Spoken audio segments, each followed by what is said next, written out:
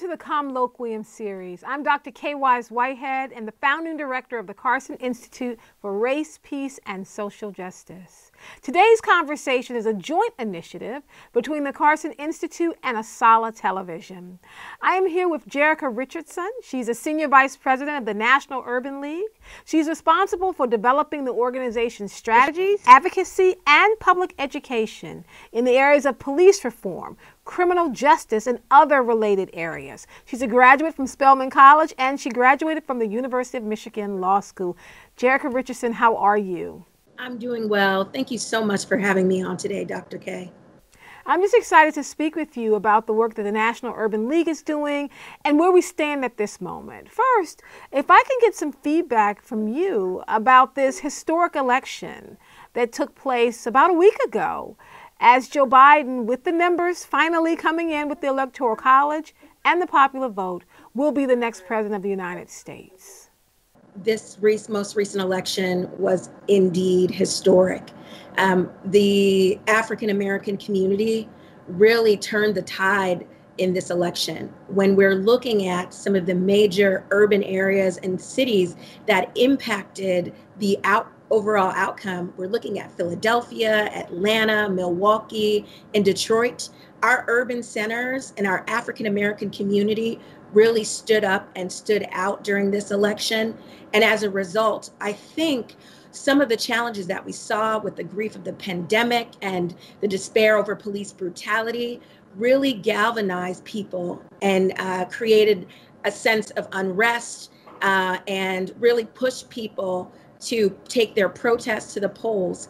And as a result, we have a new administration coming in. I think it's incredible for our community.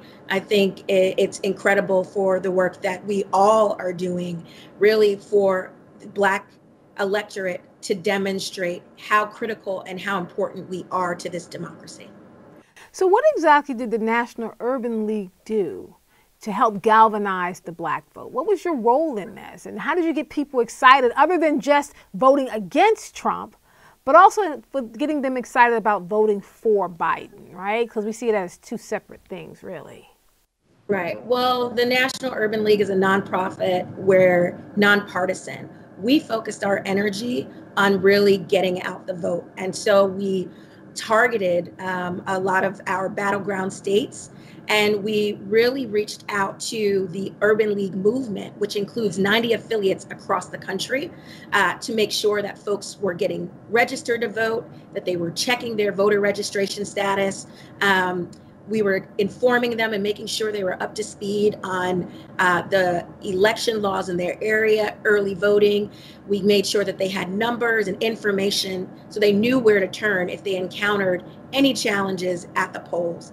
You know, we really were just engaged in the public education effort and making sure that our community exercised our right to vote. I mean, we've seen over the years that there has been a desire to suppress minority communities when it comes to voting. And, you know, we did not want to wait on the sidelines. We wanted to make sure that our community was equipped with all the information and tools they needed to make sure that they were able to cast their ballots.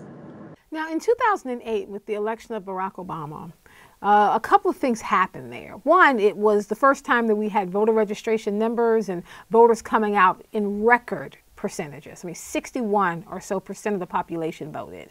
It was also the first time that you saw an increased number of Black, Hispanic, and Indigenous voters. That was also the first time that Black women had the highest impact, increase, and turnout.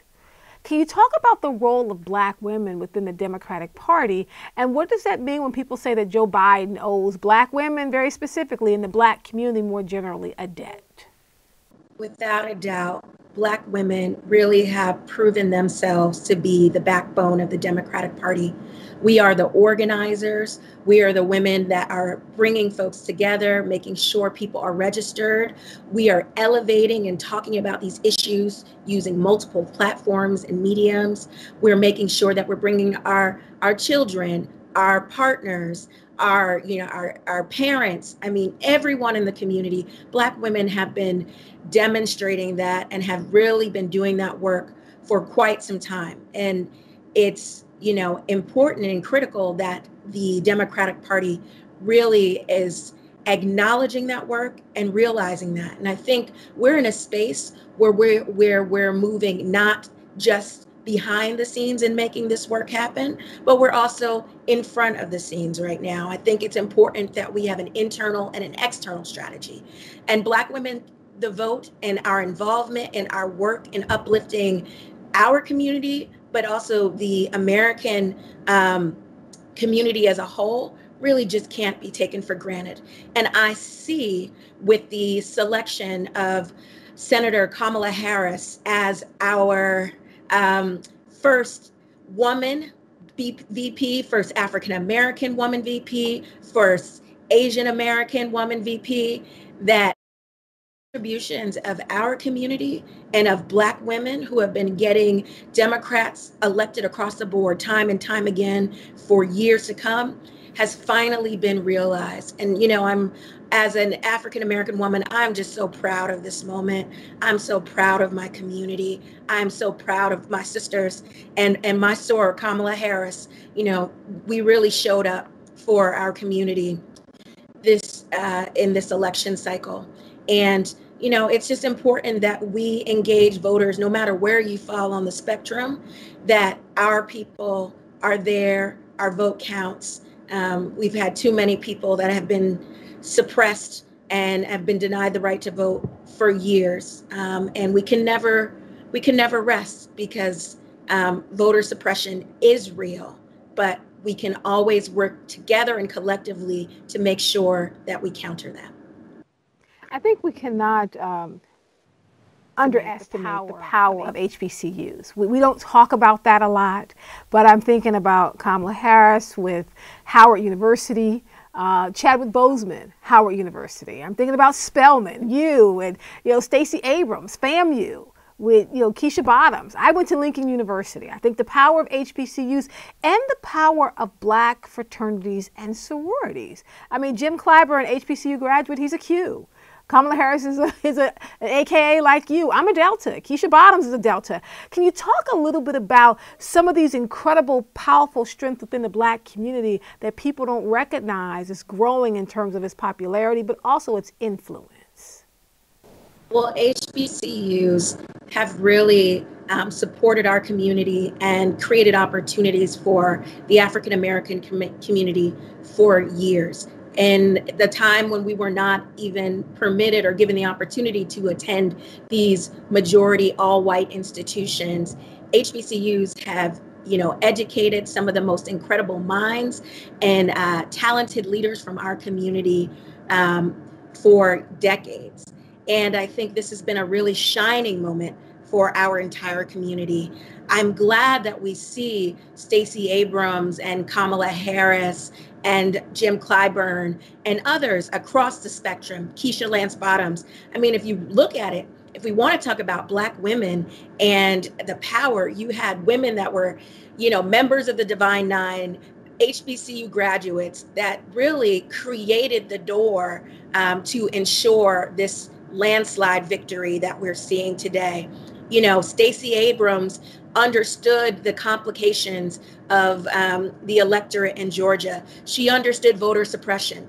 Look, as a freshman at Spelman College in the year 2000, which we know was a pivotal year when we're talking about elections and electoral politics, I was disenfranchised with majority of my Spelman class, as well as other African American students in the Atlanta University system. So this is nothing new.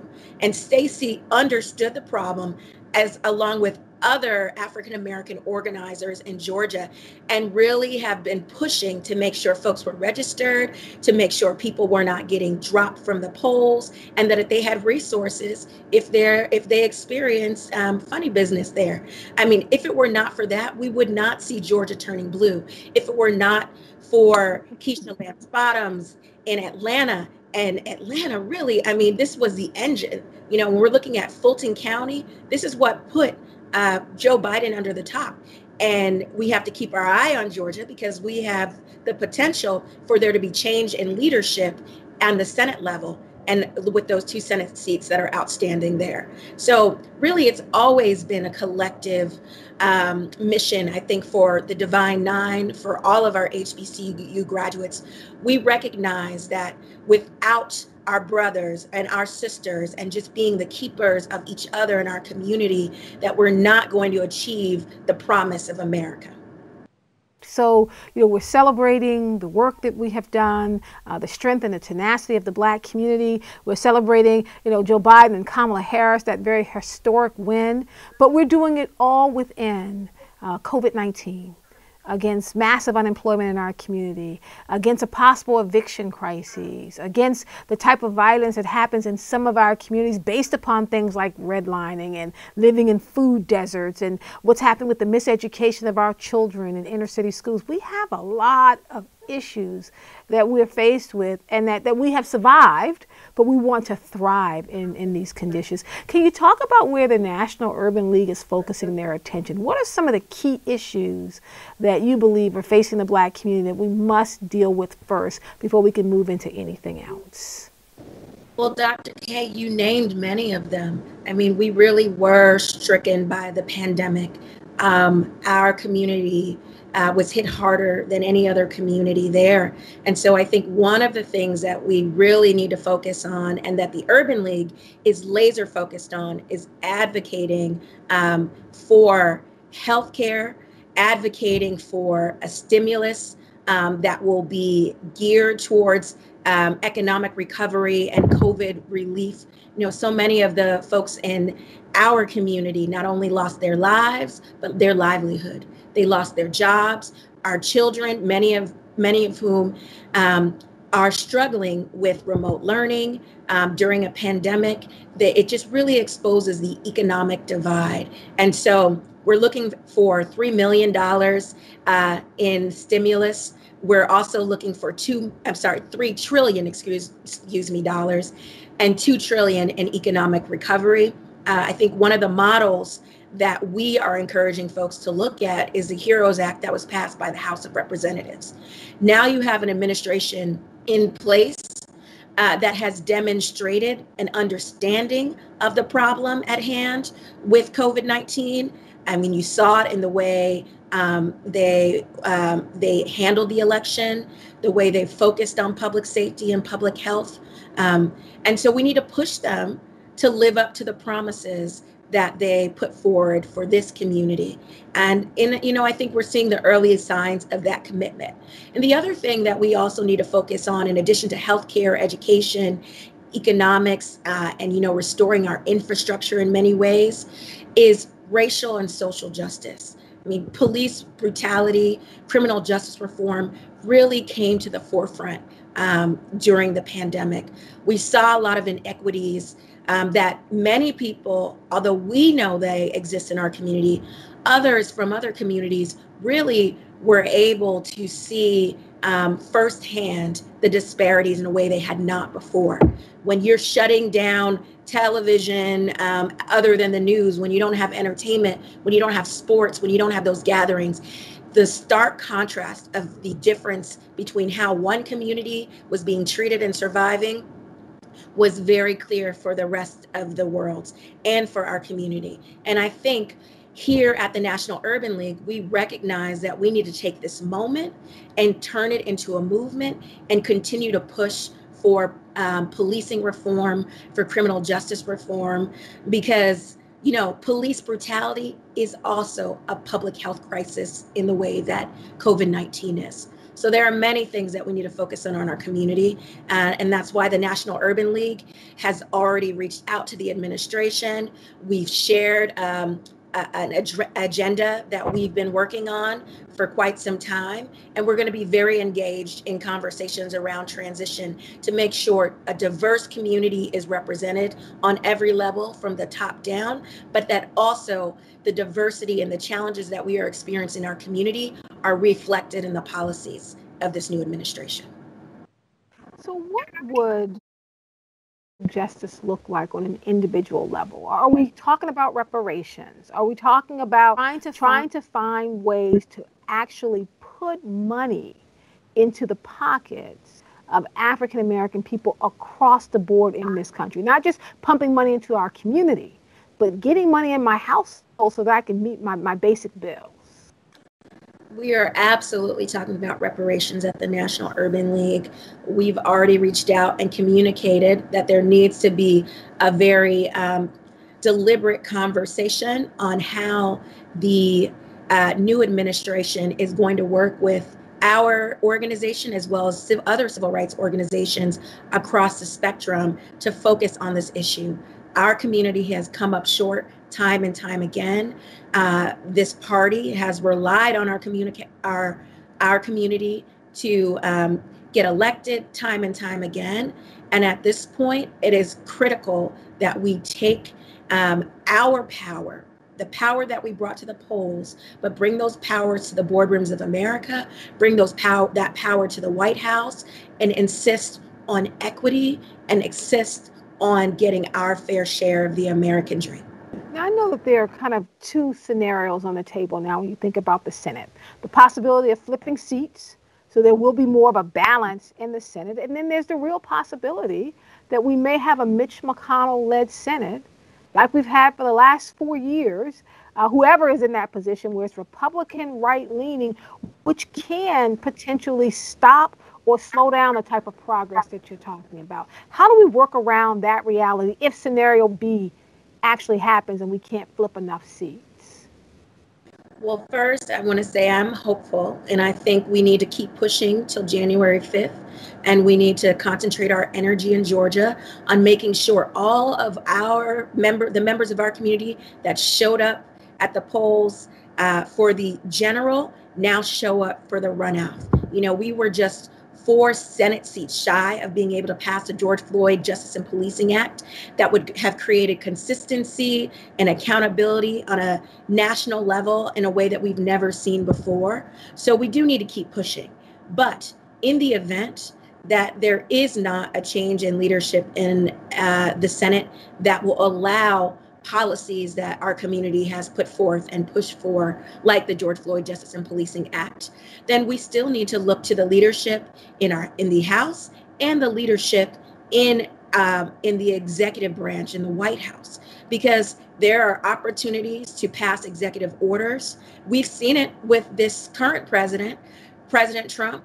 You know, he was not shy about using his executive powers. And I will say this administration should not be shy about using their executive powers. There's too much that hangs in the balance for our community, for, you know, the Latino community, for the Asian community, for the Native American community.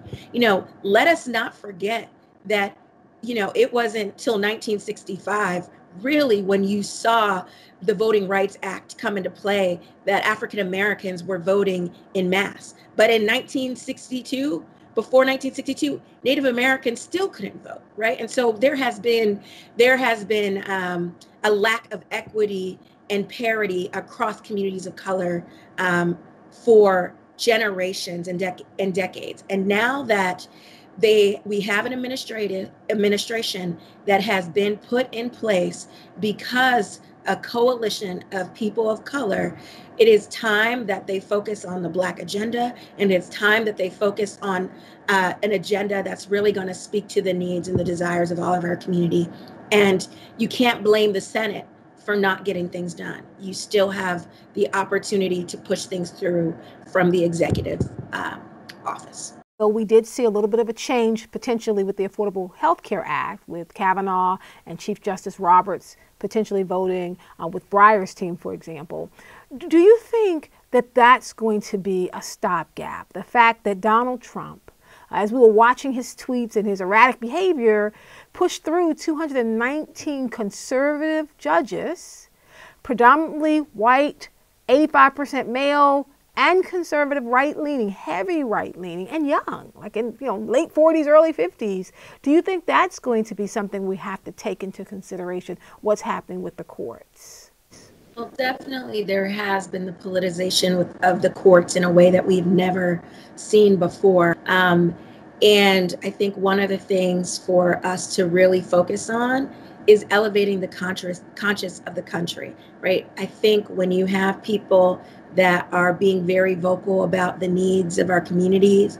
They're taking it to the streets. They are lobbying folks. I think we really need to focus on educating those who are in office. They're not people that can be removed, but we've seen time and time again that our courts really are elevated by the conscience of people. And so we need to be focused on having these conversations, but we also need to be focused on the future. And the future means that at every level of government, we need to be giving lawyers of color, business folks of color, we need to be elevating and building the bench for years to come. So we have to be very laser focused on having these critical conversations now and making sure that the will of the people and that the courts move in the direction with the country. But we also need to make sure that we focus on the future and building the bench, because these seats are critical, and they have the opportunity to shape the direction of our country, to shape liberties, to shape access to health care, to shape equity for years to come. Let me ask you, because you mentioned the Trump presidency, and it's hard to not talk about Donald Trump and his impact on America, from everything that we see happening now, but also to the ways in which policies have been shifted. People's involvement and engagement with politics have shifted under Donald Trump. What are some of the lessons that you think the Black community has learned over the last 4 years with Donald Trump at the head? I think one of the lessons the Black community has learned is the importance of coalition building.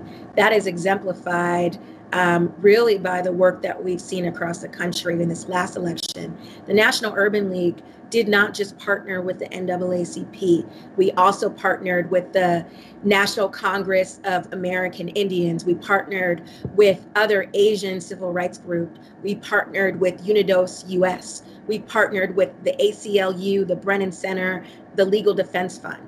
We recognize that when you have all these organizations coming together around basic issues tied to humanity, human rights, equity, and justice, that we are stronger if we work together than if we are divided.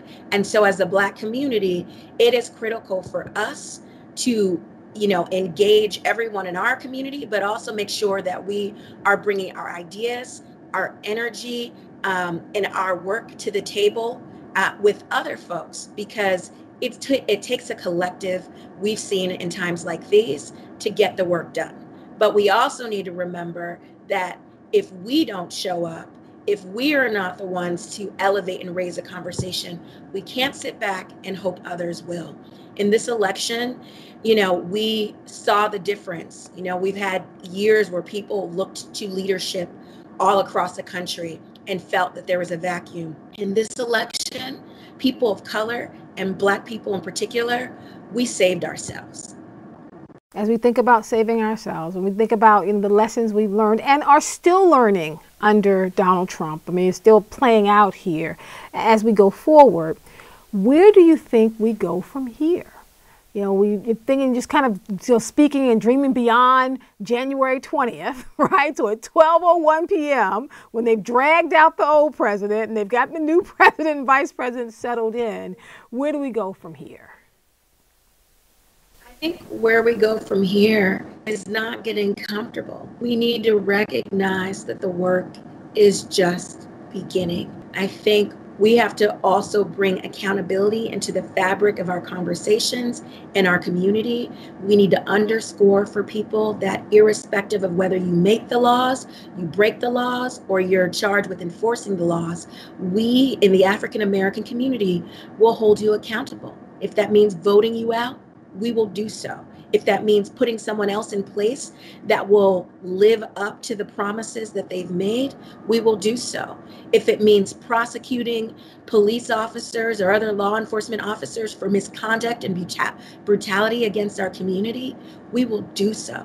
And so to me, keeping the spirit of accountability on all of us, because this rests on every member of our community. Each vote was critical. So we can't look to someone else and say that there's not enough being done. we have the responsibility to push our agenda. We have the responsibility to make sure this country is better for years to come, and that we are creating a better America for our children and our children's children. So I'm hopeful, I'm excited, and we just have to keep doing the work. I think that there are some key moments that you can ask generations. I think when I asked my parents, they knew exactly where they were when they heard that Dr. King had been assassinated. Like, they knew what they were doing, what they were wearing, how people responded. For my husband, he can tell you exactly what he was doing when you were talking about the inauguration of Barack Obama, like what that moment was like for him. For Black women, I think that we're going to forever remember that moment when Kamala Harris, MVP, right, when Madam Vice President took the stage after the numbers and the election had been called. And this is for African American women, this is for Indian women, this is for indigenous women, Asian women, like across the board, to have a Black woman take that stage in her suffragist suit and stand there at that podium. What was that moment like for you? It was inspiring for me. I mean, I have been involved in government and politics at every level for years. But I recognize, just like many women in our community, how difficult it is. Sometimes we're often the workhorses. We're doing the work behind the scenes. We're pushing people to do the right thing and trying to convince people, to have a conscience. I think for us, it was affirmation of all the work that we've put in, and finally to see the workhorse become the person that is leading our country, leading our party into the next, into the next 4 years. It was exciting for me as an African American woman, and I think Kamala Harris will do a great job, but we need to make sure we hold her feet to the fire just like we would anyone else. But I think it's an opportunity for our community to celebrate the fact that we pushed, we lobbied, we showed up at the polls, and we did the work. We created a path for a Black woman to become our first vice president. We created that, and I really just think it's important for our community. No one gave us that, because if we waited for everyone else, we would not have had a woman vice president, and she surely would not have been African American. But we have a Black woman in that spot because we did the work. And so I just think it is a message to all women across the spectrum, no matter what color you are, but especially for women of color and African American women. If you do the work and you push and you support other women and elevate them and make sure that we are putting ourselves into positions of power, that we can have more Kamala Harrises, right? We're teeing it up, so we might have our first ever woman, African American woman president. And so I look forward to the future, and I'm just so inspired and so thankful for the hard work that sisters in our community really did. Jerika Richardson is the Senior Vice President for the National Urban League. Thank you so much for your time. Thank you, Dr. K.